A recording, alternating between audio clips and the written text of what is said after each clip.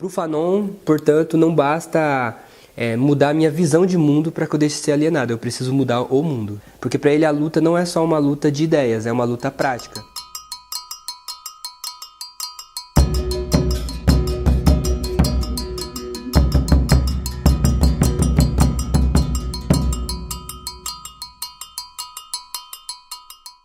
Meu nome da RG é Davidson Mendes Faustino, mas eu sou conhecido como Davidson Incossi.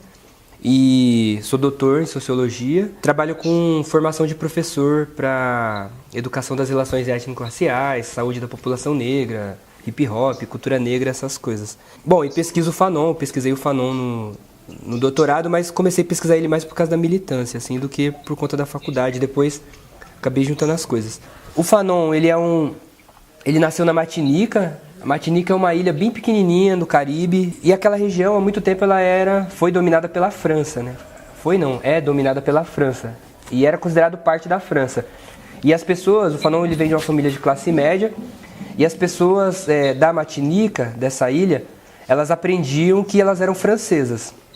E o Fanon, inclusive, ele cresceu aprendendo na escola, pelos pais dele, que ele era francês. E aí é interessante a história dele, porque quando ele vai para a França, quando ele sai da ilha e vai para o continente francês, ele percebe que para os franceses ele não era francês. Para os brancos franceses, ele não era tão francês assim, ou ele não era francês, ele era martiniquenho. Isso causa um choque nele, assim, que vai acompanhar, causa um estranhamento que vai acompanhar muitas das reflexões dele, né? O que é ser francês, ou do ponto de vista da França, ser francês é algo universal? O que é ser universal? Qual é o critério para ser francês? E aí ele vai dizer, o critério é ser branco.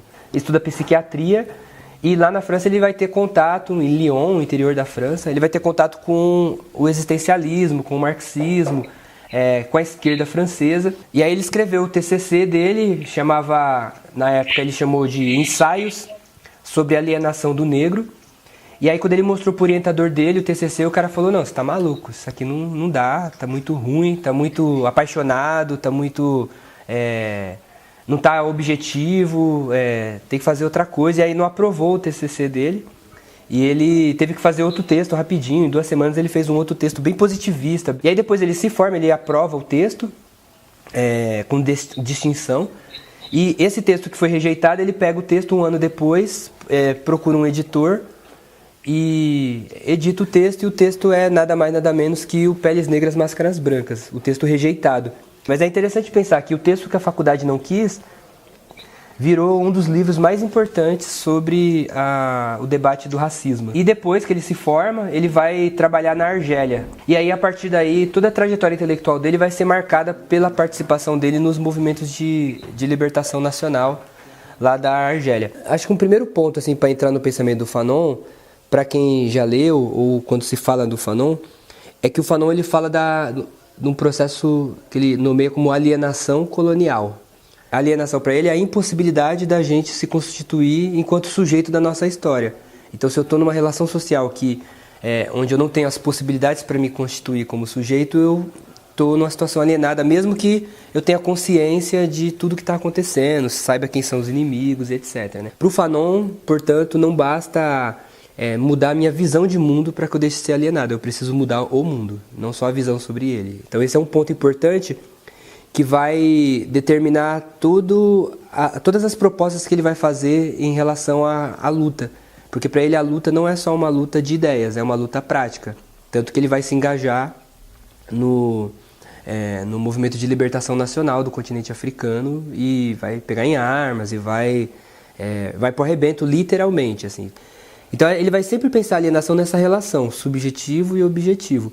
Tanto que esse quadrinho é bem interessante, assim, porque tá uns meninos jogando bola, aí vem os gambé, e aí tem um menino que coloca a máscara branca para escapar da batida policial. Mas esse cara que às vezes tem que vestir essa máscara branca, e a máscara a gente pode pensar do ponto de vista do teatro mesmo, assim, das várias máscaras que eu preciso usar ao longo da minha vida para poder ser aceito pelo outro. Só que eu estou na sociedade em que a regra de humanidade é branca.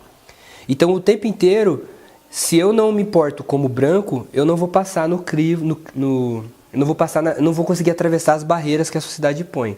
Isso significa que toda vez que eu tento ser aceito como humano, eu me deparo com a barreira da cor. Então, muitas vezes, usar a máscara branca é uma estratégia de sobrevivência. Só que isso tem consequências, tanto concretas, objetivas, quanto subjetivas.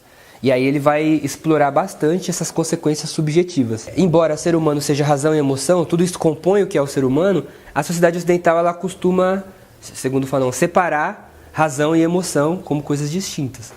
Mas mais do que isso, ao dizer o que é ser humano, a sociedade ocidental ela tende a dizer que o ser humano é a razão.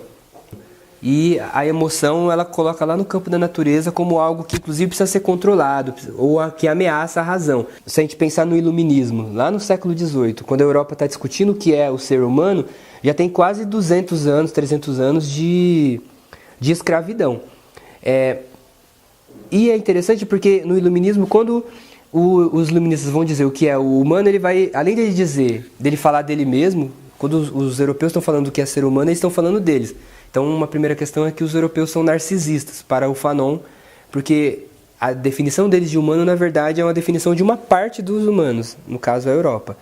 Mas ao definir essa humanidade, que não é humanidade, ele fragmenta de novo. Ele diz que a humanidade é a razão, é civilização, é tecnologia, é cultura, é religião, é Estado, isso que compõe o que há de mais desenvolvido na humanidade. Mas e o corpo? O corpo é algo que a gente tem que dominar. Só que, ao mesmo tempo, na medida que o europeu define o branco como critério de humano, fica uma pergunta: e quem não é branco? Se o branco é expressão do que é humano, quem não é branco não é tão humano assim. Para me humanizar, eu preciso embranquecer. E é só a gente olhar para a escola, por exemplo. Se a gente tem uma cultura toda corporal, uma cultura que tem vários outros elementos que não só a razão separada da emoção, por exemplo. Isso está presente no nosso dia a dia, no passinho do funk, está presente no samba. Na escola é o lugar onde eu vou. Espera-se que a escola adestre meu corpo o suficiente para que eu porte determinadas características que remetem a um determinado ideal de civilização. Não outro ideal de civilização, você está ligado, mano? Então, quanto mais branco, mais humano, de acordo com esse mito que a própria sociedade europeia cria. O Fanon ele faz uma pergunta no começo do Peles Negras, que é: o que quer o homem negro? Ele responde: ele quer ser humano. Mas ser humano é ser branco. Então, é branco que eu vou tentar ser. Por onde eu conseguir, de todas as formas. Do comportamento, à roupa, ao jeito de organizar a linguagem na hora de apresentar uma palestra, até nas minhas escolhas afetivas sexuais. Aí eu queria convidar vocês para ler um trecho do Peles Negras, que é bastante indigesto, assim, mas que é interessante para pensar a ideia que ele está tendo desse sofrimento psíquico. Ele vai dizer: da parte mais negra da minha alma, através das zonas de meia tinta, me vem esse desejo repentino de ser branco. Não quero ser reconhecido como negro, e sim como branco. Ora, e nisto há um reconhecimento que o Hegel não descreveu. O Hegel é um filósofo que fala sobre o reconhecimento. Quem pode me proporcionar esse reconhecimento, senão a mulher branca? Amando-me, ela me prova que sou digno de um amor branco. Sou amado como um branco. Sou um branco. Seu amor abre-me o ilustre corredor que conduz à plenitude. Quando a branca me ama, esposo a cultura branca. A beleza branca, a brancura branca. Nestes seios brancos que minhas mãos onipresentes acariciam, é da civilização branca, da dignidade branca que me aproprio. Então ele vai estar dizendo que tem algo que iguala homens e mulheres negros em relação a esse tema, que é a busca por esse outro é mediada pelo racismo e num lugar em que o branco é tratado como sinônimo de humanidade. Então esse negro vai tentar ser branco. O exemplo intersexual é um possível, mas vai tentar ser branco em todos os aspectos. Na literatura, vai tentar ser branco nos hábitos, em tudo que ele puder. Só que tem um limite. Embora ele queira ser branco, ele continua sendo visto como preto. Mesmo que ele acredite que ele é branco, ele continua sendo visto como preto. E aí, o resultado disso aí pega o Racionais, né? Na abertura lá da música Vida é um Desafio, do show lá do Sesc, que ele fala: Tem que acreditar, tem que acreditar. Desde pequena a mãe da gente fala, filho, por você ser preto, você tem que ser 2 vezes melhor. Aí passado alguns anos eu pensei, como fazer 2 vezes melhor se você está pelo menos 100 vezes atrasado? Pela escravidão, pela história, pelo preconceito, pelos traumas, pelas psicoses, por tudo que aconteceu. 2 vezes melhor como? Ou melhora, ou ser o melhor, ou é o pior de uma vez. Sempre foi assim. Você vai escolher o que estiver mais perto de você, o que estiver dentro da sua realidade. Você vai ser 2 vezes melhor como? Quem inventou isso aí? Quem foi o pilantra que inventou isso aí? Acorda pra vida. Rapaz. É necessário, aí vem a música. Mas você vai fazer o que está ao seu alcance. Algumas pessoas vão perceber que, por mais que ela tente ser negra, ela não vai conseguir. Outras não.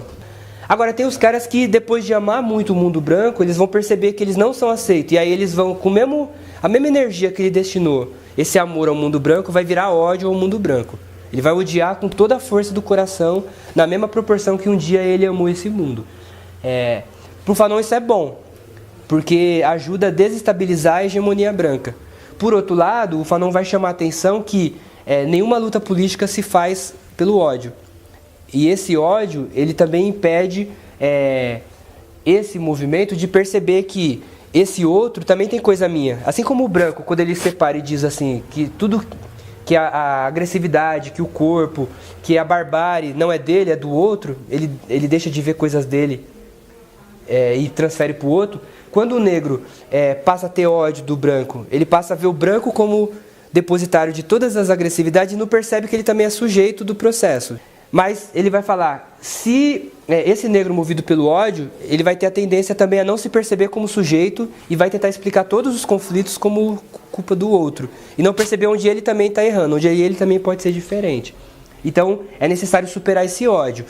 Para além disso, há um risco que o Fanon vai alertar, que é o negro aceitar essa divisão que o branco criou. O negro é emoção e o branco é razão. Só que o branco diz que a razão é superior à emoção. Aí ele fala assim, é perigoso, e ele está olhando isso lá na França, os negros só inverterem.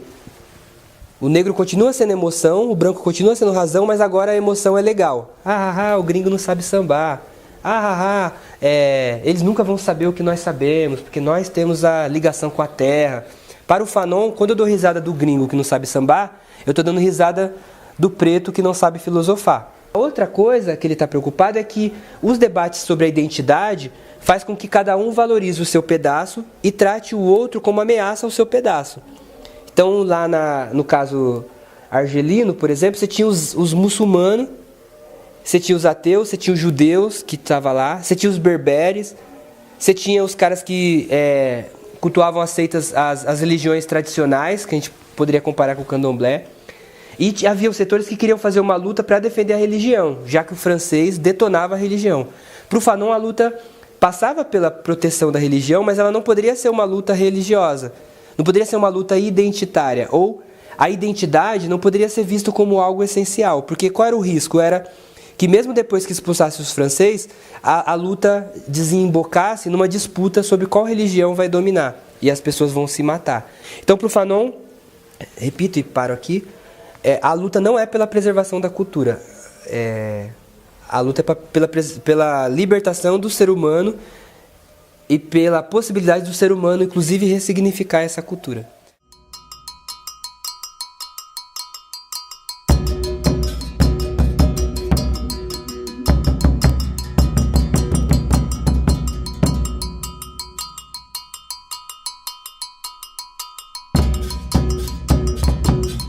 Numa linguagem fanoniana, se a gente não conseguir, é fundamental pensar as identidades, é fundamental ter o feminismo negro, é fundamental pensar a parte.